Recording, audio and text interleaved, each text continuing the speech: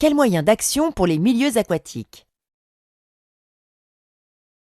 La restauration des cours d'eau prend naissance au XIXe siècle avec la politique de restauration des terrains de montagne visant à lutter contre l'érosion des sols et à l'aménagement hydraulique des torrents. Elle s'étend dans les années 70 aux cours d'eau de plaine. Les objectifs sont alors principalement paysagers: retrouver l'état des cours d'eau avant leur abandon, hydraulique, en favorisant l'écoulement des crues et la lutte contre l'érosion, et piscicole. Dans les années 90, la vision du bon fonctionnement des cours d'eau s'élargit. Ainsi, la loi Barnier complète en 1995 des objectifs d'entretien et de restauration, afin de maintenir l'écoulement naturel des eaux, d'assurer la bonne tenue des berges et de préserver la faune et la flore dans le cadre du bon fonctionnement écologique de milieux aquatiques.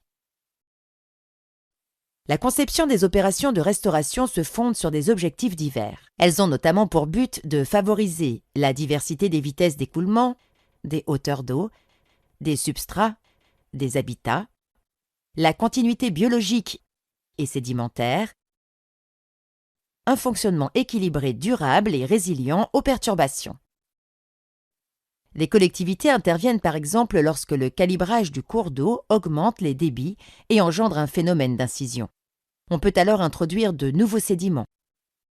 Ces interventions peuvent au contraire consister à extraire les sédiments dans des secteurs à trop faible écoulement où se forment des atterrissements. Les embâcles sont également à éliminer lorsqu'ils présentent un danger en cas de crue.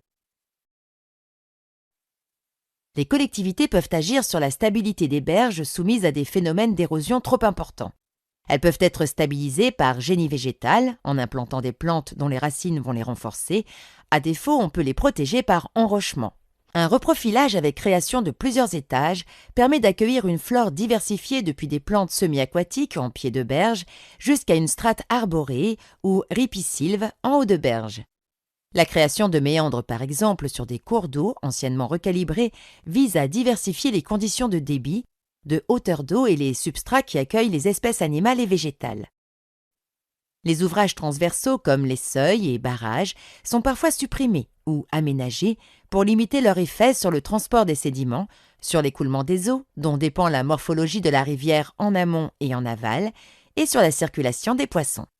Lorsque les ouvrages ont un intérêt économique ou patrimonial important, des aménagements plus légers sont possibles, comme la création de passes à poissons. Parmi les opérations les plus lourdes, les collectivités peuvent procéder à la remise à l'air libre de rivières anciennement canalisées dans des ouvrages enterrés, généralement en milieu urbain. Il s'agit alors de recréer ex nihilo le lit d'une rivière. Des annexes hydrauliques, des cours d'eau comme les biefs, les bras morts, les zones de frayère, les mares, peuvent être restaurées ou créées. Ce sont des zones de reproduction, de repos migratoire ou encore des aires de nourrissage pour la faune. La gestion des cours d'eau s'appuie également sur la maîtrise du limageur. Il s'agit par la maîtrise foncière, voire par le déplacement des constructions et des infrastructures bordant la rivière, de laisser le tracé du cours d'eau évoluer sans contrainte au gré de la dynamique érosive naturelle. Les milieux aquatiques, en particulier les lacs, peuvent subir un phénomène d'eutrophisation excessive. L'apport trop important de phosphore, un nutriment indispensable à la croissance végétale, va favoriser une croissance algale incontrôlée. La dégradation des végétaux morts consomme l'oxygène dissous dans l'eau. Le milieu devient anoxique et les espèces animales ne peuvent plus s'y développer.